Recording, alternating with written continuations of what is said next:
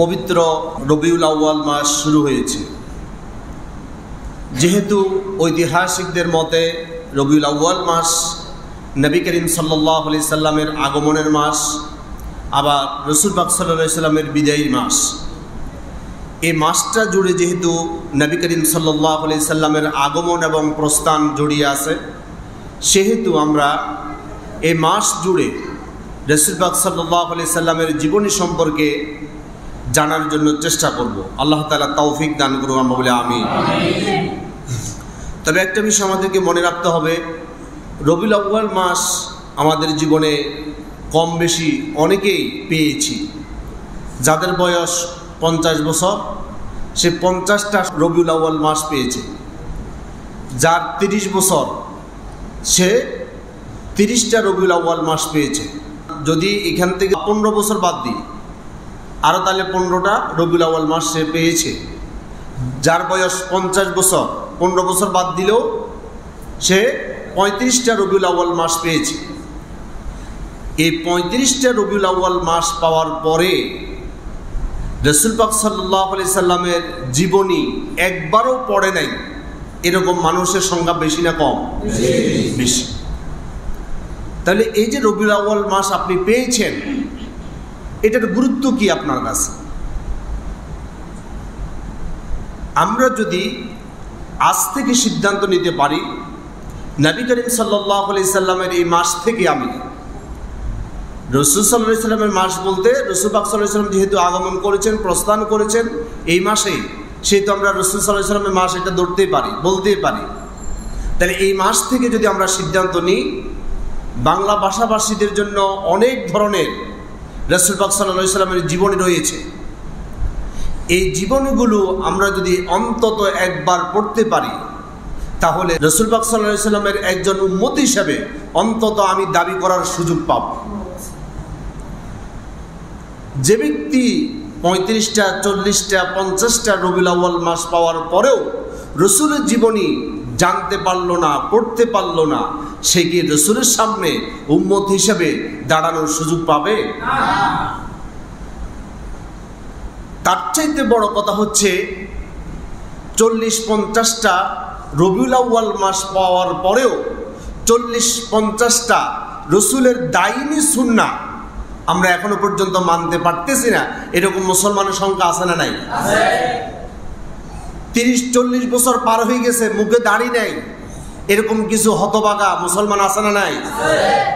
তা আপনার জীবনে রবিউল আউয়াল মাস আসার গুরুত্বটা কি? রাসূলের সুন্নাহটা আপনি ধারণ করতে পারলেন না, পালন করতে পারলেন না, রাসূল পাক সাল্লাল্লাহু আলাইহি সাল্লামের জীবনীর সাথে আপনার জীবন বাস্তবায়ন করার ক্ষেত্রে আপনি অগ্রগামী হতে পারলেন না, আপনার রবিউল আউয়াল মাস আসলে আপনার কি ফায়দা? সারাটি জীবন রাসূল পাক সাল্লাল্লাহু আলাইহি সাল্লামের প্রশংসা শুনেছি, রাসূল পাক সাল্লাল্লাহু আলাইহি সাল্লামের জীবন আদর্শ শুনেছি, কিন্তু বাস্তবায়নের ক্ষেত্রে পিছিয়ে আছি। এই শোনা, এই জানার ক্ষেত্রে কোনো দাম আছে? এই জন্য আমি উদাত্ত আহ্বান জানাবো, আসুন আমরা প্রত্যেকে রাসূল পাক সাল্লাল্লাহু আলাইহি সাল্লামের জীবনী জানার, মানার চেষ্টা করি এবং রাসূল পাক সাল্লাল্লাহু আলাইহি সাল্লামের সুন্নাহগুলো জীবনের মধ্যে ধারণ করে আখিরাতে আদালতে রাসূল পাক সাল্লাল্লাহু আলাইহি সাল্লামের মামলা থেকে, রাসূল পাক সাল্লাল্লাহু আলাইহি সাল্লামের অভিযোগ থেকে নিজেকে রক্ষা করার আমরা প্রাণপণে চেষ্টা করব, বলি ইনশাআল্লাহ। আমরা আজকে আলোকপাত করতে চাই নবী করিম সাল্লাল্লাহু আলাইহি সাল্লামের আগমনের সামাজিক প্রেক্ষাপট। নবী করিম সাল্লাল্লাহু আলাইহি সাল্লাম এমন একটা সময়, এমন একটা যুগে, এমন একটা প্রেক্ষাপটে পৃথিবীর মধ্যে আগমন করেছিল, তাম পৃথিবীর সমস্ত কবি, সাহিত্যিক, লেখক, সাংবাদিক, ঐতিহাসিক, কলামিস্ট সহ সকল শ্রেণী পেশার মানুষগুলো ওই যুগের নাম রেখেছে আইয়ামে জাহিলিয়া। আইয়ামে জাহিলিয়া অর্থ কি? অজ্ঞতার যুগ, বর্বরতার যুগ, তমসার যুগ, অন্ধকার যুগ, নিকষ কালো তিমির ঘুটঘুটে অন্ধকার পৃথিবীর মানবতার অন্তরকে আচ্ছাদিত করে ফেলেছিল। পৃথিবীর সকল শিক্ষিত অশিক্ষিত সকল শ্রেণী পেশার মানুষগুলো একত্রিত হয়ে ওই যুগটাকে আইয়ামে জাহিলিয়া কেন বলল? ওই যুগটাকে কেন অন্ধকার যুগ বলল? তখন কি সূর্য আলো দিত না? আকাশে কি চন্দ্রের উদয় ঘটত না? আজকের মতো তৎকালীন সময়েও সূর্য তার গতিতে ছিল, চন্দ্র তার গতিতে ছিল। রাত্রের অন্ধকার ভেদ করে স্নিগ্ধ আলো যেমন এখনো চন্দ্র মানুষকে বিলিয়ে থাকে, তৎকালীন সময় তার দায়িত্ব একইভাবে সে পালন করেছিল। একইভাবে সূর্য তার কিরণ প্রখর দিয়ে মানুষের উপকার করে যাচ্ছে, তৎকালীন সময় তার এই দায়িত্ব সে পালন করেছিল। এরপরেও এতগুলো মানুষ মিলে তৎকালীন সময়টাকে আইয়ামে জাহিলিয়া হিসেবে উপস্থাপন করলো। এটার কারণ কি? এই অন্ধকার যুগ বলার কারণ কি? অন্ধকার যুগ মানে রাত দিনের অন্ধকার নয়, এটি হচ্ছে মানুষের মানসিক জগতের অন্ধকার, নৈতিকতার পদস্খলন, আদর্শিক দিক থেকে অন্ধকার। মানুষের ভিতরে মনুষ্যত্ব নামক যে আলো থাকা দরকার, ওই আলোর ছিটাফোঁটা পর্যন্ত তৎকালীন মানব হৃদয়ের মধ্যে ছিল না। আল্লাহু আকবার। মানব বৈশিষ্ট্য, মানবীয় গুণাবলী বলতে যা কিছু আছে সব কিছু বিসর্জন দিয়ে এক একজন মানুষ যেন নরপশুতে রূপান্তরিত হয়েছিল। ওই মানুষগুলো সুরতে মানুষ ছিল, আদর্শের দিক থেকে, নৈতিকতার দিক থেকে, পারস্পরিক সম্পর্ক দিক থেকে এরা ছিল অজ্ঞতার গহীন অন্ধকারে, ছিল আদর্শ থেকে বিচ্যুত। তারা এমনভাবে জীবন যাপন করত, মদ, জুয়া, রাহাজানি, চুরি, ডাকাতি, গুম, খুন, হত্যা, এই সব কিছু তাদের নিত্য নৈমিত্তিক ব্যাপার হয়ে দাঁড়িয়েছিল। এইগুলো দিয়ে তারা জীবন যাপন করত। একজন মানুষ যখন মারা যেত তখন তার তরবারিটা বের করত, তারা খুঁজত তার তরবারির মধ্যে কয়টা ভাঙা আছে, কয়টা স্পট আছে। তার মানে যতটা তরবারির মধ্যে স্পট আছে, ভাঙা আছে, তার মানে তত বেশি সে বীর বাহাদুর, তত বেশি সে মানব খুন করার গৌরব সে অর্জন করেছে। মানুষকে খুন করা এটা কি গৌরবের বিষয়? তৎকালীন মানুষের কাছে এটা ছিল গৌরবের বিষয়। চোর চুরি করে পরিচয় দিত আমি হচ্ছি সবচাইতে বড় চোর, ডাকাত ডাকাতি করে পরিচয় দিত আমি হচ্ছি সবচাইতে বড় ডাকাত। যার তরবারি বেশি ভাঙা ছিল তারা এটাই বুঝে নিত সে মানুষকে এমনভাবে হত্যা করেছে, হত্যা করতে গিয়ে যখন হাড়ের মধ্যে, শক্ত হাড়ের মধ্যে লাগে তখন তো তরবারি ভেঙে যায়। তরবারি এমনভাবে সে কোবাইছে, কোবের সাথে তরবারি পর্যন্ত ভেঙে গেছে। তাহলে সে কত বড় বীর বাহাদুর! এই ছিল মানুষের চরিত্র।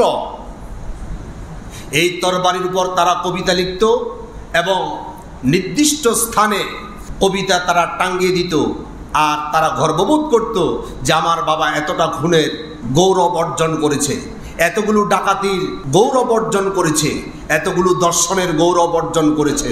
আস্তাগফিরুল্লাহুল আযীম। কি অন্ধকারচ্ছন্ন মানব হৃদয়কে আচ্ছাদিত করেছিল! এই কঠিন তিমির ঘোর অন্ধকার মানব জীবনকে যখন অতিষ্ঠ করে তোলে, আল্লাহ সুবহানাহু ওয়া তাআলা মানব হৃদয়ের মধ্যে ওহী কর্তৃক প্রেরিত আলো প্রজ্বলন করার জন্য মুহাম্মদ রাসূলুল্লাহ সাল্লাল্লাহু আলাইহি সাল্লামকে পাঠিয়ে দিলেন। সুবহানাল্লাহ। নবী করিম সাল্লাল্লাহু আলাইহি সাল্লাম আসার আগে পৃথিবীর মধ্যে 537 বছর পর্যন্ত কোনো নবী রাসূল ছিল না। হযরত আদম আলাইহিস সালাতু ওয়াস সালাম থেকে শুরু করে ঈসা আলাইহিস সালাতু ওয়াস সালাম পর্যন্ত হাজার হাজার বছর পর্যন্ত এই সময় অতিবাহিত হয়েছিল। এই সময়ের ভিতরে একদিনের জন্য নবী শূন্য পৃথিবী ছিল না। আল্লাহু আকবার। প্রত্যেক উম্মতের জন্য আল্লাহ সুবহানাহু ওয়া তাআলা নবী এবং রাসূল প্রেরণ করেছেন। আল্লাহ তাআলার ঘোষণা হচ্ছে ওয়ালিকুল্লি উম্মাতির রাসূল, প্রত্যেক উম্মতের জন্য আমি রাসূল প্রেরণ করেছি। হযরত আদম আলাইহিস সালাম থেকে শুরু করে ঈসা আলাইহিস সালাম পর্যন্ত হাজার হাজার বছর পর্যন্ত অতিবাহিত হয়ে গেল। এই অতিবাহিত সময়ের মধ্যে একটা দিন নবী শূন্য পৃথিবী ছিল না। কোনো না কোনো স্থানে কোনো না কোনো নবী কাজ করছিল আল্লাহর দ্বীনের জন্য। 3 নম্বর সূরা আলী ইমরানের 112 নম্বর আয়াতে আল্লাহ তাআলা বলছেন ওয়ায়াকতুলুনাল আম্বিয়া বিগাইরি হক। নবী হচ্ছে এক বচন, আম্বিয়া বহু বচন। আল্লাহ তাআলা বলছেন ওয়ায়াকতুলুনাল আম্বিয়া, অসংখ্য নবীদেরকে, অসংখ্য রাসূলদেরকে বিগাইরি হক, বিনা বিচারে বিনা বাধায় তারা হত্যা করেছিল। এই আয়াতে কারিমার তাফসিরে কাশাফ প্রণেতা একটি হাদিস উদ্ধৃত করে তিনি বললেন, বনী ইসরাইলরা একদিন শুধু সকালবেলায় 43 জন নবীকে একত্রে হত্যা করেছে। আল্লাহু আকবার। আমরা মনে করি আল্লাহর জান্নাত খুব সহজ,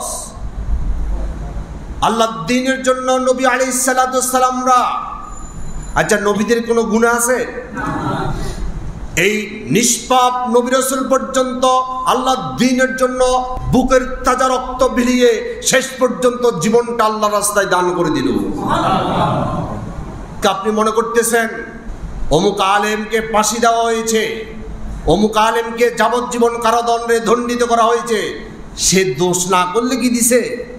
আস্তাগফিরুল্লাহ বললেন না? তাহলে নবী রাসূলদেরকে কেন হত্যা করা হয়েছে? আল্লাহ তাআলা এটা প্রমাণ করতে চান নবী রাসূলদের চাইতে আমার দ্বীনের গুরুত্ব আমার কাছে বেশি। আল্লাহু আকবার। মুহাম্মদ রাসূলুল্লাহ সাল্লাল্লাহু আলাইহি সাল্লাম এমন এক পয়গম্বর, কোনদিন মশা মাছি পর্যন্ত রাসূলের গায়ে বসে নাই। কিন্তু তায়েফের ময়দানে কাফের কর্তৃক লেলিয়ে দেওয়া কাফের যুবকরা যখন পাথর নিক্ষেপ করছিল, যে আল্লাহ সুবহানাহু ওয়া তাআলা মশা মাছি থেকে রক্ষা করেছিল রাসূলকে, ওই আল্লাহ সুবহানাহু ওয়া তাআলা তায়েফের ময়দানে যুবকদের কর্তৃক নিক্ষিপ্ত ওই পাথরের আঘাত থেকে আল্লাহ তাআলা তার রাসূলকে হেফাজত করতে পারতেন না? উহুদের ময়দানে নবী করিম সাল্লাল্লাহু আলাইহি সাল্লাম যখন দান মোবারক শহীদ করেন, মাথার হেলমেট ভেঙে লোহার আংটা রাসূলের মাথার ভিতরে প্রবেশ করে রক্ত ফিনকি দিয়ে বের হয়ে যায়, রাসূলুল্লাহ বেহুশ হয়ে মাটিতে পড়ে যায়। আল্লাহ সুবহানাহু ওয়া তাআলা রাসূলকে ওই উহুদের প্রান্তরে সাহায্য করতে পারতেন না? ওই আঘাতগুলো থেকে রাসূলুল্লাহকে আল্লাহ তাআলা হেফাজত করতে পারতেন কি পারতেন না? এরপরও আল্লাহ সুবহানাহু ওয়া তাআলা হেফাজত করলেন না। আল্লাহ সুবহানাহু ওয়া তাআলা বুঝাতে চাইলেন এইভাবে হাজার হাজার নবী রাসূলের চাইতে আমার দ্বীনের গুরুত্ব অনেক বেশি। এই দ্বীনের জন্য হাজার হাজার পয়গম্বর রক্ত ঢেলে দিয়েছেন, এই দ্বীনের জন্য হাজার হাজার পয়গম্বর জীবন উৎসর্গ করে দিয়েছেন। আজকে এই দ্বীন নিয়ে খেলা চলছে, ইচ্ছামতো আমরা দ্বীনের মধ্যে প্রবেশ করাচ্ছি বিভিন্ন আমলগুলো, আর রাসূলের সুন্নাহগুলো বাদ দিয়ে নিজেদের মতো ইসলামকে আমরা পরিবেশন করার চেষ্টা করছি। আমরা যখন বলি এটা দ্বীনের মধ্যে নাই, মুসলমানরাই প্রশ্ন করে করলে অসুবিধা কি? এই দ্বীন সম্পর্কে আপনার কোনো জ্ঞান আছে? যে দ্বীনের জন্য হাজার হাজার পয়গম্বর জীবন দিয়েছে, এই দ্বীনের জন্য, দ্বীনকে রক্ষা করার জন্য হাজার হাজার নবী আলাইহিস সালামরা রক্ত ঢেলে দিয়েছেন। সাহাবায়ে কেরামরা নিজের সন্তান হারিয়েছে, মা হারিয়েছে, তারা জীবন দিয়ে রক্ত দিয়ে এই দ্বীনের সংরক্ষণ করেছে। এই দ্বীনকে আপনি বিকৃত করছেন, কি দুঃসাহস!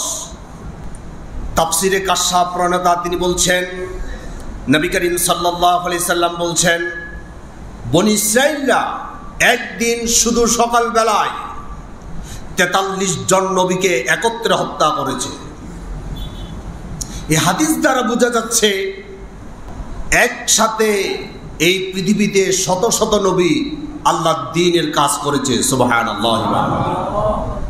বলতে চাচ্ছিলাম হযরত আদম আলাইহিস সালাম থেকে শুরু করে ঈসা আলাইহিস সালাম পর্যন্ত হাজার হাজার বছর পর্যন্ত একদিনের জন্য নবী শূন্য পৃথিবী ছিল না। পৃথিবীর কোনো না কোথাও কোন একটা জনপদে কোন একজন রসুল আল্লাহর দ্বীনের দায়ী হিসাবে দাঁড়িয়ে গেল। ওই সমস্ত মানুষের হৃদয় থেকে অন্ধকার দূরীভূত করে আল্লাহর ওহী কর্তৃক আলো প্রজ্বলন করার জন্য তারা দিন রাত পরিশ্রম করতে লাগলো। সর্বশেষ আল্লাহর পক্ষ থেকে ঈসা আলাইহিস সালাম পৃথিবীতে আসেন। ঈসা আলাইহিস সালাম 33 বছর বয়সে আল্লাহ সুবহানাহু ওয়া তাআলা ওনাকে আসমানে তুলে নেন। ঈসা আলাইহিস সালামের তিরোধানের পথ থেকে শুরু করে মুহাম্মদ রাসূলুল্লাহ সাল্লাল্লাহু আলাইহি সাল্লাম পর্যন্ত আর কোন নবী রাসূল পৃথিবীতে আসে নাই। আল্লাহু আকবার। অথচ ঈসা আলাইহিস সালামের আগ পর্যন্ত একদিনের জন্য নবী শূন্য পৃথিবী ছিল না। কিন্তু ঈসা আলাইহিস সালাম থেকে শুরু করে মুহাম্মদ রাসূলুল্লাহ সাল্লাল্লাহু আলাইহি সাল্লাম পর্যন্ত একদিনের জন্য কোনো নবী রাসূল আসে নাই। ঈসা আলাইহিস সালাম যেই সনে জন্মগ্রহণ করেছে সে সনকে বলা হয় এক সন। কয় সন? এখন বর্তমান কত সাল চলে? 2024। এই 2024 যখন এক সাল ছিল, এক খ্রিস্টাব্দ ছিল, এই ক্যালেন্ডারটা তৈরি করেছে খ্রিস্টানরা। ঈসা আলাইহিস সালামের উম্মতরাই হচ্ছে খ্রিস্টান। ওই খ্রিস্টানরা যখন এই ক্যালেন্ডার আবিষ্কার করে তারা হযরত ঈসা আলাইহিস সালামের জন্মসালকে এক সাল ধরে গণনা শুরু করে। একটু আগে আমি বলেছিলাম হযরত ঈসা আলাইহিস সালামকে আল্লাহ তাআলা আসমানে তুলে নেন, তখন ওনার বয়স কত ছিল? মাশাআল্লাহ। যাক, খুব খুশি হলাম আপনাদের মনোযোগ আছে। আল্লাহ তাআলা আমাদের মনোযোগ সহকারে শোনার, বলার, আমল করার তৌফিক দান করুক, আমরা বলি আমিন। যদি এক সালে ওনার জন্ম হয়, ওনাকে আল্লাহ তাআলা যখন উঠিয়ে নেয় তখন কত সাল? 33 সাল। মুহাম্মদ রাসূলুল্লাহ সাল্লাল্লাহু আলাইহি সাল্লাম যখন জন্মগ্রহণ করেন তখন ছিল কত সাল? 570 খ্রিস্টাব্দ। কোনো কোনো মুআররিখ বলেছেন 571 খ্রিস্টাব্দ। যাই হোক, অধিকাংশ মত হচ্ছে 570 খ্রিস্টাব্দ। তাহলে এক খ্রিস্টাব্দে ঈসা আলাইহিস সালাম জন্মগ্রহণ করেন, 33 খ্রিস্টাব্দে আল্লাহ সুবহানাহু ওয়া তাআলা ওনাকে আসমানে তুলে নেন। এরপর থেকে আর কোনো নবী রাসূল নাই। এইভাবে চলে যায় শত শত বছর। 570 খ্রিস্টাব্দে নবী করিম সাল্লাল্লাহু আলাইহি সাল্লামকে আল্লাহ সুবহানাহু ওয়া তাআলা উজ্জ্বল জ্যোতিষ্ক হিসাবে মানবতার মুক্তির জন্য তিনি পাঠিয়ে দেন। সুবহানাল্লাহ। তাহলে 570 থেকে 33 বিয়োগ দিলে আর কত থাকে? 537 বছর। কয় বছর? 537 বছর পর্যন্ত মানব হৃদয়ের মধ্যে মনুষ্যত্বের আলো জ্বালাতে পারে, নৈতিকতার আদর্শের আলো জ্বালিয়ে দিতে পারে এমন একজন নবী রাসূল ছিল না। এই জন্যে গুটগুটে তিমির কালো নিকষ অন্ধকার মানব হৃদয়গুলো আচ্ছাদিত করে ফেলে। আপনি দেখবেন এই যে চাঁদ উঠে, চাঁদের বিভিন্ন ক্রাইটেরিয়ায় সে আপনাদের সামনে উপস্থাপিত হয়। আল্লাহ সুবহানাহু ওয়া তাআলা কোরআন মাজিদের 36 নম্বর সূরা ইয়াসিনের 39 নম্বর আয়াতে বলছেন, অল কমারা কদ্দারনাহু মানাজিলা, আমি চন্দ্রের জন্য মঞ্জিল নির্ধারণ করে দিয়েছি। চাঁদ ইচ্ছা মতো যেখানে সেখানে যখন তখন উদয় হওয়ার কোনো অথরিটি, কোনো ধরনের সাধ্য তার নাই। সুবহানাল্লাহ বলেন। আল্লাহ সুবহানাহু ওয়া তাআলা বলছেন, ওয়াল কমারা কদ্দারনাহু মানাজিল, আমি চন্দ্রের জন্য মঞ্জিল নির্ধারণ করে দিয়েছি। এই আয়াতে কারিমার মধ্যে তাফসিরে জালালাইন প্রণেতা আল্লামা জালালউদ্দিন সুয়ুতি রহমাতুল্লাহ আলাইহি তিনি বলছেন, আকাশের মধ্যে আল্লাহ সুবহানাহু ওয়া তাআলা 28টি মঞ্জিল নির্ধারণ করে দিয়েছে শুধু চাঁদের জন্য। 14টা মঞ্জিল হচ্ছে পশ্চিম দিগন্তে, আর 14টা মঞ্জিল হচ্ছে পূর্ব দিগন্তে। চাঁদ যখন প্রথম দিন উদয় হয়, আপনি খেয়াল করে দেখবেন পশ্চিম দিগন্তে একেবারে চিকন হয়ে চাঁদ উদয় হয়।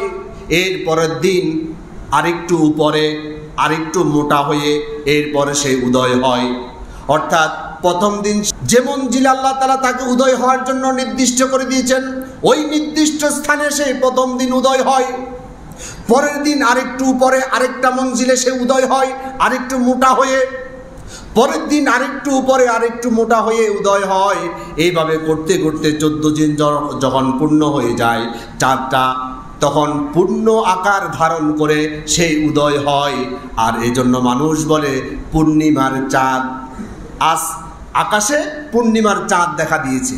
অর্থাৎ এইভাবে স্টেপ বাই স্টেপ তার মঞ্জিল অতিক্রম করতে করতে সে পূর্ণ রূপে 14 দিন পর তার মঞ্জিলে সে উদয় হয়। সুবহানাল্লাহ। পশ্চিম দিগন্তে 14টা মঞ্জিল সে অতিক্রম করার পর এবার পূর্ব দিগন্তে চলে যায়। পূর্ণিমার চাঁদ যেদিন সে পূর্ব দিগন্তে চলে যাবে, তখন সে একটু ক্ষয় হয়ে একটা মঞ্জিলের মধ্যে উদয় হবে। আবার পরের দিন আরেকটু ক্ষয় হয়ে আরেকটু নিচে উদয় হবে। এইভাবে করতে করতে 14টা মঞ্জিল যখন পূর্ব দিগন্তে সে অতিক্রম করে, তারপরে সে হারিয়ে যায়। আরবি মাস যদি 29 দিনে মাস হয়, 29 দিনে মাস হলে একদিন চাঁদ উদয় হয় না। উদয় না হওয়ার কারণে ওই দিনটাকে আমরা বলি অমাবস্যার রাত।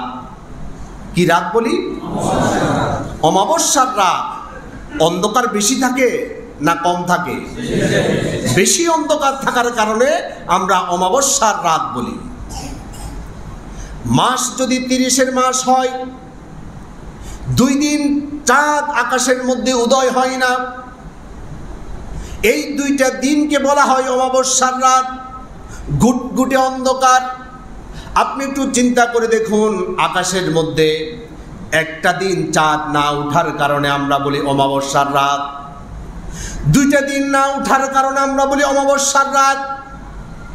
সেইখানে ঈসা আলাইহিস সালাতু ওয়াস সালামের পরে মুহাম্মদ রাসূলুল্লাহ সাল্লাল্লাহু আলাইহি সাল্লাম পর্যন্ত 537 বছর পর্যন্ত নবী এবং রসুল নামক একটা সূর্য নাই, একটা চাঁদ নাই, একটা নক্ষত্র নাই। মানুষগুলোর হৃদয়ের মধ্যে আলো প্রবেশ করাতে পারে, আলোর দাওয়াত দিতে পারে, আদর্শিক নৈতিকতার দাওয়াত দিয়ে মানুষের জীবনকে চরিত্রকে পরিবর্তন করতে পারে এমন একজন নবী নাই। তাহলে এই মানুষগুলোর হৃদয়ের মধ্যে কেমন অমাবস্যার রাতের চাইতে গহীন অন্ধকার বাসা বাঁধতে পারে? ঠিক কিনা বলে? একদিন চাঁদ না উঠলে অমাবস্যার রাত হয়ে যায়। সেখানে 537 বছর পর্যন্ত এই পৃথিবীতে নবী শূন্য। এই কঠিন তিমির গুটগুটে অন্ধকারের ভিতরে মুহাম্মদ রাসূলুল্লাহ সাল্লাল্লাহু আলাইহি সাল্লামকে আল্লাহ তাআলা পাঠিয়েছেন। সুবহানাল্লাহ। নবী করিম সাল্লাল্লাহু আলাইহি সাল্লামকে এই কঠিন গহীন অন্ধকারের ভিতরে পাঠিয়ে আল্লাহ তাআলা ঘোষণা করছেন 33 নম্বর সূরা আহজাবের 45 এবং 46 নম্বর আয়াতে আল্লাহ তাআলা ঘোষণা করলেন, ইয়া আইয়ুহান নাবিয়্যু ইন্না আরসালনাকা শাহিদান ওয়া মুবাশশিরান ওয়া নাযীরা وداعيا إلى الله بإذنه وسراجا منيرا يا أيها النبي هي نبي إنا أرسلناك شاهدا ومبشرا ونذيرا আমি আপনাকে এই জন্য প্রেরণ করেছি যাতে করে আপনি সাক্ষী হতে পারেন, আপনি সুসংবাদ দানকারী হতে পারেন এবং আপনি সতর্ককারী হিসেবে আপনি নিজেকে উপস্থাপন করতে পারেন। এই জন্য ইন্না আরসালনাকা, নিঃসন্দেহে এই জন্য আমি আপনাকে পাঠিয়েছি। ওয়াদাইয়ান ইলাল্লাহ, আল্লাহর দিকে আপনি আহ্বান করবেন। এই যে 537 বছরের ভিতরে একজন আলোকবর্তিকা ছিল না। মানুষের হৃদয়ের ভিতরে মনুষ্যত্বের যে অন্ধকার ভাষা বেঁধেছে, এই অন্ধকার গুটগুটে তিমির অন্ধকার ভেদ করে আপনি তাদেরকে নৈতিকতা আদর্শের উপর তাদেরকে আলোকিত মানুষ হিসেবে গড়ে তোলার জন্য আমি আপনাকে প্রেরণ করছি। সুবহানাল্লাহ। এবং অসিরাজাম মুনিরা, আপনাকে সিরাজ প্রদীপ স্বরূপ। আল্লাহ তাআলা এখানে সূর্যের কথা বলতে পারতেন, নক্ষত্রের কথা বলতে পারতেন। আল্লাহ তাআলা নবী করিম সাল্লাল্লাহু আলাইহি সাল্লামকে প্রদীপ হিসাবে আখ্যা দিয়েছেন। এটার কারণ কি? কারণ নবী করিম সাল্লাল্লাহু আলাইহি সাল্লামকে আল্লাহ সুবহানাহু ওয়া তাআলা 63 বছর অতিক্রম করার পর তানাকে আল্লাহ তাআলা নিয়ে যাবেন। এরপরে এই নবুয়তি সিলসিলা, এই দায়িত্ব কে গ্রহণ করবেন? এই জন্য নবী করিম সাল্লাল্লাহু আলাইহি সাল্লাম বলছেন, আল উলামা ওয়ারাসাতুল আম্বিয়া, নবীদের ওয়ারিস হচ্ছে উলামায়ে কেরাম, জ্ঞানবান যারা। এখন একটা সূর্য আরেকটা সূর্য সৃষ্টি করতে পারে না। আমাদের এখানে রোদ আছে, আরেক জায়গায় মেঘ আছে। এখান থেকে আপনি কিছু বস্তা ভরে রোদ ওইখানে কি নিয়ে যেতে পারবেন? কিন্তু একটা প্রদীপ, একটা চেরাগ এখানে আলো দিচ্ছে। আপনি যদি চান আরেকটা চেরাগ এনে এখান থেকে কিছু আগুন নিয়ে অন্ধকার আরেক জায়গার মধ্যে আপনি আলো জ্বালানোর সুযোগ আছে না নাই?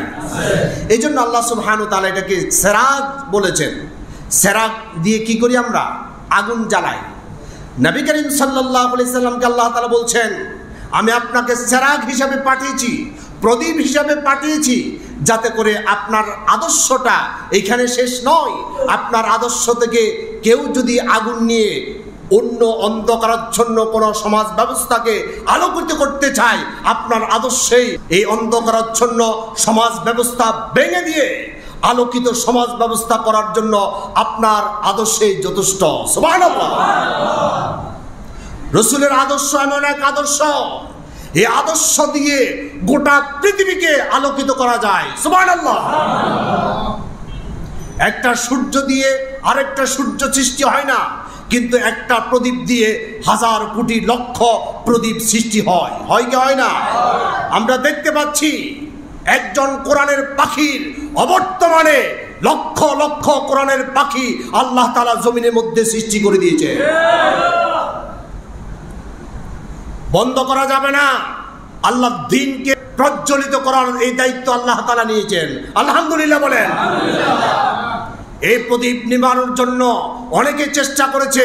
হামান, কারুন, ফেরাউন থেকে শুরু করে অদ্যাবধি পর্যন্ত যারাই আল্লাহর দ্বীনকে নিষ্পেষিত করতে চেয়েছে, সেখান থেকে আল্লাহ তাআলা তাদেরকে নাস্তে নাবুদ করে দিয়ে আল্লাহর দ্বীনের প্রদীপকে আল্লাহ তাআলা আরো অধিক প্রজ্বলন দিয়ে আল্লাহ তাআলা শীর্ষস্থানে অধিষ্ঠিত করে দিয়েছেন। সুবহানাল্লাহ। নবী করিম সাল্লাল্লাহু আলাইহি সাল্লাম ভয়াল এক মানব বিধ্বস্ত এলাকার মধ্যে আল্লাহ সুবহানাহু ওয়া তাআলা পাঠিয়েছিলেন। নবী রাসূল না থাকলে কি কঠিন পরিণতি হয় একটু বুঝেন। আল্লাহ সুবহানাহু ওয়া তাআলা হযরত মূসা আলাইহিস সালামকে এই পৃথিবীর মধ্যে পাঠিয়েছেন। ওনার বড় ভাই হারুন আলাইহিস সালাম ওনার সহকারী হিসাবে নবুয়তির দায়িত্ব পালন করে যাচ্ছেন। দুই ভাই একসাথে নবুয়তি দায়িত্ব পালন করে আসছেন। হঠাৎ আল্লাহ সুবহানাহু ওয়া তাআলা হযরত মূসা আলাইহিস সালামকে ডাক দিলেন, তুমি তুর পাহাড়ে আসো। আল্লাহ সুবহানাহু ওয়া তাআলা কারোর সাথে সরাসরি কথা বলেন না, শুধু একমাত্র হযরত মূসা আলাইহিস সালামের সাথে কথা বলেছেন। সুবহানাল্লাহি ওয়া বিহামদিহি। তাও নির্দিষ্ট স্থানে বলেছেন, যেখানে সেখানে বলেন নাই। তুর পাহাড়ে ডেকে এরপর কথা বলেছেন। যাই লম্বা কথা, তবে একটা জিনিস মনে রাখবেন, আমরা অনেক ওয়াজ থেকে বিভিন্ন মাহফিল থেকে এই কথাগুলো শুনি। মা ফাতেমার সাথে আল্লাহ তাআলা বলেছেন, এবারে আবু বকরের সাথে বলেছেন, ওসমান রিদওয়ানুল্লাহি তাআলা আলাইহিম আজমাইন, তাদের সম্মানের কোনো কমতি নাই। কিন্তু আল্লাহ যে কথা বলেছেন এই কথা আপনি বললেন, আপনার কি দুঃসাহস! আল্লাহর কথা সম্পর্কে আপনার কোনো জ্ঞান আছে?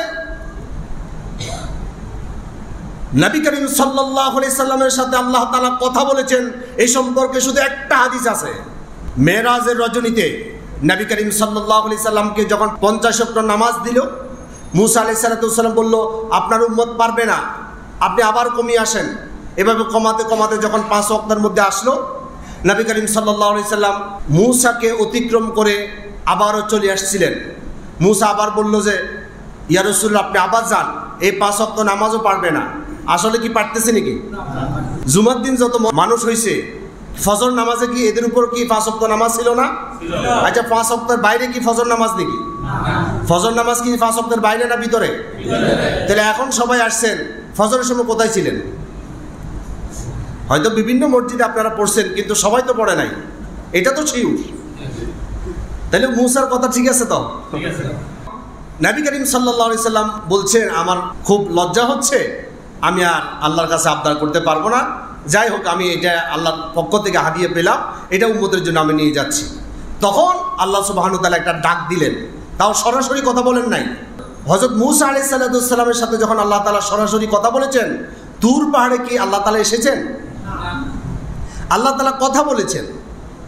একইভাবে রাসূল পাক সাল্লাল্লাহু আলাইহি সাল্লাম আরশে উঠে আল্লাহর সাথে কথা বলেছেন, এই ধরনের কোনো হাদিস নাই। আরশ সম্পর্কে তো আমাদের জ্ঞান নাই, এজন্য আমরা বলি রাসূল পাক সাল্লাল্লাহু আলাইহি সাল্লাম আরশে উঠেছেন। আরো বলে যে জুতা খুলতে মানা করছে, জুতা সহ উড়েছে। আল্লাহ উঠাচ্ছে না, আমরা জোর করেই জুতা সহকারে উঠে দিয়েছি। যাই অন্যদিকে চলে যাচ্ছি। তাহলে একটা হাদিস পাওয়া যায়, নবী করিম সাল্লাল্লাহু আলাইহি সাল্লাম যখন 5 ওয়াক্ত নামাজ নিয়ে ফিরছিলেন, তখন আল্লাহ সুবহানাহু ওয়া তাআলা ডাক দিয়ে বলল, ইয়া রাসূলুল্লাহ, আপনার উম্মতের উপর দায়িত্ব কমিয়েছি আমি, কিন্তু সওয়াব কমাই নাই। কেউ যদি 5 ওয়াক্ত নামাজ পড়ে, আমি তাকে 50 ওয়াক্তের সওয়াব দান করব। এই শুধু একটা হাদিস পাওয়া যায়, রাসূলের সাথে আল্লাহ তাআলা সরাসরি কথা বলেছেন ওহী ছাড়া। আর কারোর সাথে আল্লাহ তাআলা কথা বলেছেন, কেউ যদি বলে প্রমাণ দিতে হবে, দলিল দিতে হবে, অন্যথায় মিথ্যাবাদী হিসেবে সাব্যস্ত হবে। আল্লাহ সুবহানাহু ওয়া তাআলা মূসা আলাইহিস সালামকে বলল, তুমি তুর পাহাড়ে চলে আসো। তুর পাহাড়ে ডেকেছেন তিনি 30 দিনের জন্য। হযরত মূসা আলাইহিস সালাম ভাই হারুন আলাইহিস সালামকে বলল, আল্লাহ সুবহানাহু ওয়া তাআলার পক্ষ থেকে আমার কাছে ওহী এসেছে, আমাকে তুর পাহাড়ে যাওয়ার জন্য বলেছেন 30 দিনের জন্য। এই 1 মাস আমার উম্মতের দায়িত্ব আমি তোমার কাছে রেখে গেলাম। তুমি তাদেরকে হেদায়েতের আলো দিয়ে অন্ধকার থেকে তুমি তাদেরকে হেফাজত করবে, তাদেরকে তুমি দেখভাল করবে, আমি চলে যাচ্ছি। হযরত মূসা আলাইহিস সালাম চলে গেল তুর পাহাড়ে। 30 দিন অতিবাহিত হওয়ার পর আল্লাহ সুবহানাহু ওয়া তাআলা বলল, তোমাকে আরো 10 দিন থাকতে হবে। তখন তো মোবাইল ফোন ছিল না। ভাই হারুন আলাইহিস সালামকে ফোন করে অথবা মেসেজ দিয়ে বলবে, ভাই আমাকে আরো 10 দিন এখানে থাকতে হবে, তুমি আমার দায়িত্ব পালন করে যাও। মূসা আলাইহিস সালাম আল্লাহর অর্ডার মতো 40 দিন তিনি ওইখানে অবস্থান করলো। 40 দিন পরে তার কওমের কাছে ফিরে আসলো, আর এসে দেখলো তারা স্বর্ণ দিয়ে একটা গরুর বাচ্চা বানাইয়া মাঝখানে গরুর বাচ্চাকে রেখে চতুর্দিকে গোল হয়ে দাঁড়িয়ে গরুর বাচ্চাটাকে অর্চনা করছে, পূজা করছে, ইবাদত করছে। নাউযুবিল্লাহ। সময় কয়দিন? 40 দিন। বড় নবী নাই, ছোট নবী আছে। 40টা দিন নবী না থাকার কারণে ছোট নবী থাকা অবস্থায়ও পুরো একটা জাতি মুশরিক হয়ে গেল। আল্লাহর কোরআন থেকে শুনেন, কোরআন মাজিদের 2 নম্বর সূরা, সূরা আল বাকারার 50 আয়াত থেকে আল্লাহ তাআলা বলছেন, وَإِذْ وَعَدْنَا مُوسَى 40 لَيْلَةً ثُمَّ اتَّخَذْتُمُ الْعِجْلَ مِنْ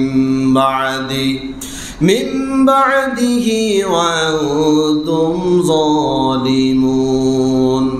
আল্লাহ তাআলা বলছেন, ওয়াইদ ওয়াদনা মূসা, স্মরণ করুন সেই সময়ের কথা, মূসা থেকে আমি যখন ওয়াদা নিয়েছিলাম 40 লাইলা, 40 রাত্রের জন্য, অর্থাৎ 40 দিনের জন্য আমি যখন আমার মূসাকে আমি তুর পাহাড়ে রেখেছিলাম। কিন্তু ওই মূসা আসার সময় তার ভাইকে দায়িত্ব দিয়ে এসেছে।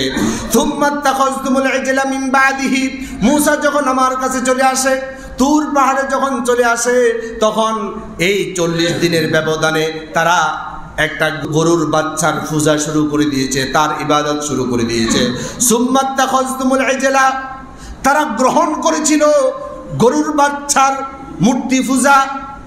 গরুর বাচ্চা অরিজিনাল ন, মূর্তি যেটা বানাইছে এটা কি অরিজিনাল না ডুপ্লিকেট? অরিজিনালও পূজা করে না, এখন ডুপ্লিকেট পূজা করা শুরু করে দিয়েছে শুধুমাত্র 40 দিনের ব্যবধানে। ওয়া আনতুম যালিমুন, তারা কত বড় জালেম।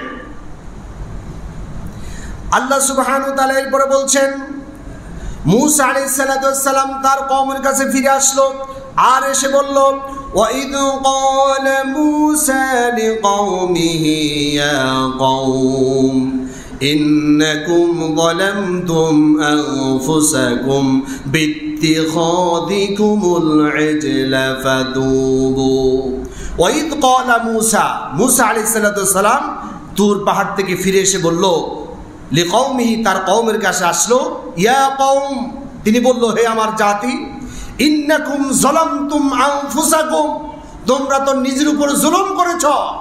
বিত্তিখাদিকুমুল ইজলা, একটা গরুর বাচ্চাকে মূর্তি বানায়া ওই বাচ্চাকে তোমরা পূজা করা শুরু করলে। ফাতুবু ইলা বারিকুম, তাড়াতাড়ি তওবা করো। আল্লাহ সুবহানাহু ওয়া তাআলা আমাদেরকে বুঝাতে চাচ্ছেন, এই পৃথিবীতে আমি যদি নবী রাসূল না পাঠাইতাম, হেদায়েতের পথ আবিষ্কার করা তোমাদের জন্য দুষ্কর হয়ে যেত।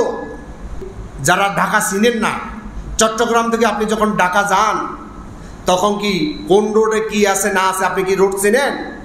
আপনি তো ঢাকা শহরে চিনেন না, আল্লাহর জান্নাত কিভাবে চিনবেন?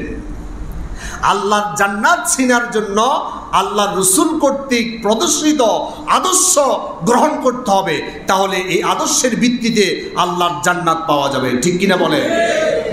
এই ছাড়া বিকল্প কোনো আদর্শে, বিকল্প কোনো অনুসরণে আল্লাহর জান্নাত মিলবে না।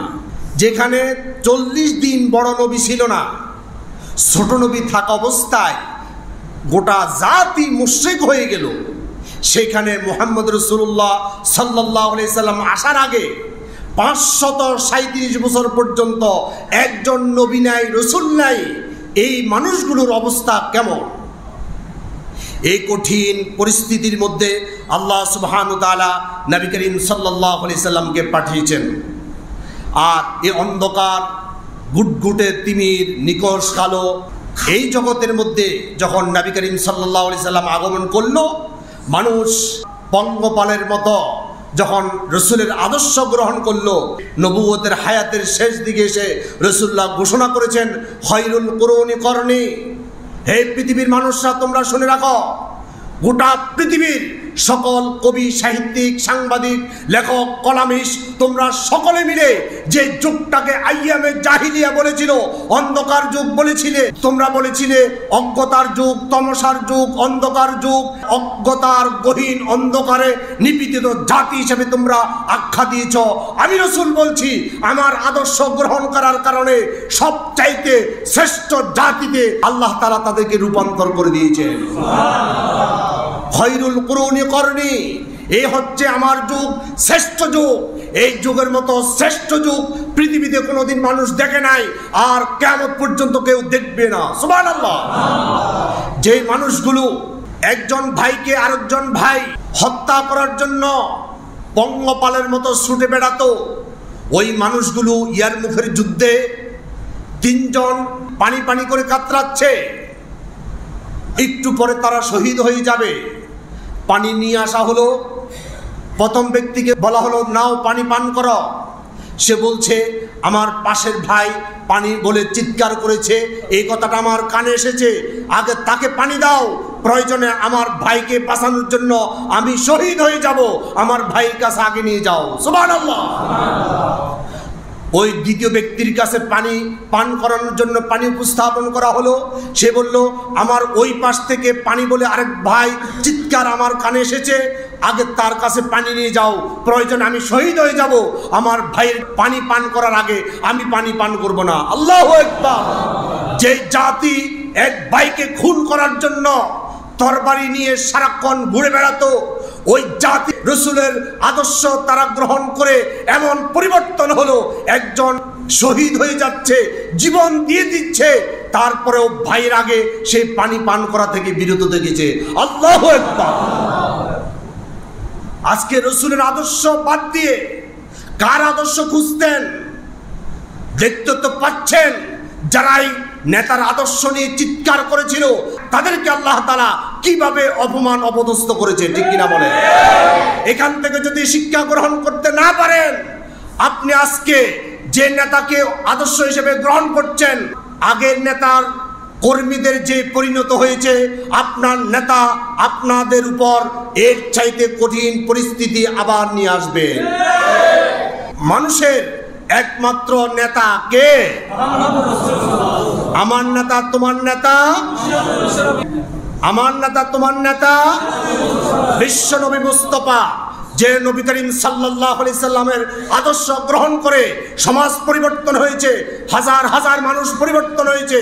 বিদায় হজের ভাষণে নবী করিম সাল্লাল্লাহু আলাইহি সাল্লাম সোয়া লক্ষ সোনালী মানুষের সামনে তিনি এই কথা অকপটে বলেছেন, আমি তোমাদের সামনে যে দায়িত্ব নিয়ে এসেছি, হাল বাল্লাগতার রিসালাতা, আমি কি আমার দায়িত্ব পরিপূর্ণভাবে আমি কি পালন করতে পেরেছি? সোয়া লক্ষ আল্লাহর বান্দারা সাহাবায়ে কেরাম একসাথে আওয়াজ দিয়ে বলেছিল, ইয়া রাসূলুল্লাহ, আপনি কামা হুক্কভাবে আপনার দায়িত্ব আপনি পালন করেছেন। সুবহানাল্লাহ। যে নেতার হাত ধরে গোটা পৃথিবী পরিবর্তন হয়েছিল, ওই নেতাকে বাদ দিয়ে কোন নেতার অনুসরণ করছেন, কোন নেতাকে নেতা হিসেবে গ্রহণ করছেন? আমি আপনাকে বুকে হাত দিয়ে সাহসিকতার সাথে বলতে পারি, মুহাম্মদ রাসূলুল্লাহ সাল্লাল্লাহু আলাইহি সাল্লামকে যদি আপনি নেতা হিসেবে গ্রহণ করতে পারেন, সকল বিষয়ে, সকল ক্ষেত্রে, সকল পর্যায়ে আপনার এই নেতা আপনাকে জান্নাত নিয়ে যাবে। আল্লাহর কসম করে আমি বলতে পারি, রাসূলুল্লাহর আদর্শ ছাড়া আর কারো আদর্শ দিয়ে জান্নাত পর্যন্ত পৌঁছা যাবে না। আল্লাহ তাআলা সেই নেতার আদর্শ গ্রহণ করার আমাদেরকে তৌফিক দান করুন, আমরা বলি আমিন। প্রিয় ভাইরা, আপনাদের কাছে অত্যন্ত হৃদয়ের সবটুকুন আবেগ অনুভূতি দিয়ে আমি কৃতজ্ঞতা প্রকাশ করছি। সাম্প্রতিক বন্যা কবলিত এলাকাগুলোর দৃশ্য আমরা দেখার পর খুব মর্মাহত হয়েছি। আমরা আমাদের প্রত্যেকের অবস্থান থেকে আল্লাহর বান্দাদের কল্যাণে এগিয়ে আসার একটা সুযোগ পেয়েছি। আপনাকে আমাকে একটা বিষয় বুঝতে হবে, সব সময় মানুষের কল্যাণ করার সুযোগ আসে না। আসে? বন্যা কবলিত যে অবস্থা আমরা দেখেছি, যেভাবে আমরা সহযোগিতার হাত বাড়িয়ে দিয়েছি, এই সুযোগ কি সব সময় আসে? এই সুযোগ আল্লাহ তাআলা কোনো কোনো সময় দিয়ে থাকেন। এই সুযোগটা আমরা কাজে লাগানোর চেষ্টা করেছি। আলহামদুলিল্লাহ, আপনাদের আন্তরিক সার্বিক প্রচেষ্টায় বন্যার্তদের জন্য আমরা সর্বমোট সহযোগিতা পেয়েছি 4,05,584 টাকা। আলহামদুলিল্লাহ বলি। আমরা এই বন্যার্তদের জন্য সহযোগিতা করেছি 4,05,784 টাকা, অর্থাৎ 200 টাকা ঘাটতি ছিল। আমাদের সাথে যুবক ভাইরা যারা ছিল তারা এটা পরিশোধ করে দিয়েছেন, আলহামদুলিল্লাহ বলি। এবং আপনারা জানেন, আমরা যারা গিয়েছি প্রত্যেকে নিজস্ব অর্থায়নে গিয়েছি। সেক্ষেত্রে যাতায়াতের বাবদ যুবক ভাইদের বিভিন্ন অনুদান তারা আগে জমা দিয়েছেন। এই জমা দেওয়ার কারণে আমরা সেই জমা থেকে আমরা খরচ করেছি।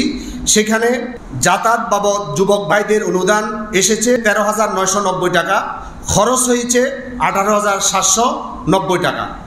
তাদের যে খরচ হয়েছে সেখানে আরও 5,000 টাকা ঘাটতি আছে। যেহেতু এখান থেকে আমরা প্রথম যে একটা পিকআপ ভাড়া করেছিলাম, আমরা যাওয়ার আগের দিন রাত্রে খবর আসে পিকআপটা অ্যাক্সিডেন্ট করে। পিকআপটা আমরা মাত্র 6,500 টাকা দিয়ে এটা কন্ট্যাক্ট করেছিল। যেহেতু এটা অ্যাক্সিডেন্ট করেছে, সেটা আর ইমিডিয়েট আমরা আর কম দামে পাচ্ছি না। সর্বশেষ আমরা কাভার ব্যান্ড আমার যুবক ভাইরা তারা কথাবার্তার মাধ্যমে এটা ঠিক করে 12,000 টাকায়, যেখানে 6,500 টাকা আমার হয়ে যেত, সেখানে 12,000 টাকা সেখানে ভাড়া লেগেছে। আমরা আবার সেখানে যাওয়ার পর, যেহেতু দুর্গম এলাকা, আমরা যেখানে কাভার ব্যান্ড গিয়েছে সেখান থেকে আবার ট্রাক্টর দিয়ে আলাদা ট্রাক্টরে আমরা ত্রাণগুলো সেখানে পৌঁছানোর কার্যক্রম চালানো লেগেছে। সেক্ষেত্রে আমাদের আবার সেখানেও একটা ভাড়া লেগেছে। সব মিলিয়ে আলহামদুলিল্লাহ, আপনারা বিশ্বাস করবেন কি না জানি না, আমার সাথে যারা গিয়েছে আমরা 37 জন গিয়েছি। কয়জন? 37 জন। আলহামদুলিল্লাহ, যুবক ভাইদের পরিশ্রম আমাকে খুব আনন্দিত করেছেন। তাদের যে কষ্ট, তাদের যে আবেগ, তাদের যে পরিশ্রম, তাদের যে উৎসাহ উদ্দীপনা আমি দেখেছি, এটা একেবারে অবর্ণনীয়। আলহামদুলিল্লাহ, তাদের উদ্দীপনা দেখে আমি আশ্বস্ত হয়েছি এই যুবকদেরকে দিয়ে আল্লাহ তাআলার দ্বীন ইসলাম এই জমিনের মধ্যে আল্লাহ তাআলা অবশ্যই প্রতিষ্ঠিত করবেন ইনশাআল্লাহ। আল্লাহ তাআলা কবুল করেন নামা বলে আমিন। 5,000 টাকা ঘাটতি আছে, যুবক ভাইরা বলেছেন ওনারা ওনাদের মতো করে কালেকশন করে এটা পরিশোধ করে নেবে। 4.25 লক্ষ টাকা আপনাদের অনুদান আমরা পেয়েছি বা খরচ করার মতো আল্লাহ তাআলা সুযোগ দিয়েছেন। এজন্য প্রত্যেকের প্রতি আমি কৃতজ্ঞতা জ্ঞাপন করছি, প্রত্যেকের প্রতি শুকরিয়া জানাচ্ছি। আপনাদের জন্য তো আমি কিছু করতে পারবো না, আপনারা যেভাবে আমাকে সহযোগিতা করেছেন, আমার ডাকে আপনারা সাড়া দিয়েছেন, আমার আহ্বানে আপনারা উজাড় করে দান করেছেন, আপনাদের জন্য আমি আল্লাহর কাছে দোয়া করা ছাড়া আর কিছু করার নাই। আমি প্রাণ ভরে আপনাদের জন্য দোয়া করি। আল্লাহ সুবহানাহু ওয়া তাআলা কিয়ামতের ময়দানে প্রত্যেকের দানটা আল্লাহ তাআলা আমাদের প্রত্যেকের জন্য নাজাতের জরিয়া বানিয়ে দিন। আমরা চেষ্টা করেছি, আমরা 37 জন মানুষ একসাথে কাজ করার চেষ্টা করেছি। প্রত্যেকটা আপনাদের আমানত প্রত্যেকটা হাতে হাতে আমি পৌঁছানোর জন্য চেষ্টা করেছিলাম। আল্লাহ সুবহানাহু ওয়া তাআলার ইচ্ছায় আমরা প্রত্যেকের আমানতগুলো যথাযথভাবে পৌঁছানোর চেষ্টা করেছি। এরপরেও যদি আমাদের ভুলভ্রান্তি হয়ে থাকে আল্লাহর কাছে আমরা ক্ষমা চাই, আল্লাহ তাআলা আমাদেরকে ক্ষমা করে দিন। আপনাদের দানকৃত টাকা, আপনাদের সহযোগিতা আমরা কিভাবে খরচ করেছি, কিভাবে কত তারিখে পেয়েছি, এটার একটা আমরা গেটে ঢুকতে পূর্ব পাশে দেওয়ালের মধ্যে আমরা সেখানে একটা হাট কাগজের মধ্যে আপনাদের জন্য আমরা উপস্থাপন করেছি, আপনারা সেখানে দেখতে পারেন। আর বিস্তারিত আলহামদুলিল্লাহ আমার কাছে আছে, আমি বিস্তারিতভাবে কে কত টাকা দিয়েছে সেটা উপস্থাপন করার জন্য আমি চেষ্টা করেছি, কিন্তু আমার ভাইরা আমাকে এটা বিভিন্ন যৌক্তিক কারণ দেখিয়েছেন, এজন্য আর সেটা করলাম না। আমি মোটামুটি আয় ব্যয়টা আপনাদের কাছে উপস্থাপন করেছি। আমার ভাইরা অত্যন্ত আন্তরিকতার সাথে আমাকে সহযোগিতা করেছেন এবং কি কালকে রাত প্রায় 2টা পর্যন্ত হিসাব নিকাশ ব্যাপারে ভাইরা আমাদেরকে সহযোগিতা করেছেন। এটা আসলে আল্লাহর কাছে কি বলে দোয়া করব আমার ভাষা পর্যন্ত আমি পাচ্ছি না। আমার কাছ থেকে আপনারা কিছু পাবেন না, আমি আপনাদেরকে কিছু করতেও পারবো না, আমার সাধ্য নাই, কিন্তু আমার আল্লাহ চাইলে পারে কি পারে না? আল্লাহ সুবহানাহু ওয়া তাআলার কাছে সর্বোচ্চ জাযা খাইর আমি আপনাদের জন্য একেবারে মৃত্যু পর্যন্ত আমি দোয়া করে যাব। আল্লাহ তাআলা আপনাদেরকে জাযা খাইর দান করুক। আমার কাছে প্রত্যেকের লিস্ট আছে, প্রত্যেকের টাকার হিসাব আমার কাছে আছে ইনশাআল্লাহ। কেউ যদি জানতে চান ইনশাআল্লাহ একেবারে কোনো সংকোচ ব্যতীত আমি আপনাদের কাছে উপস্থাপন করবো ইনশাআল্লাহ।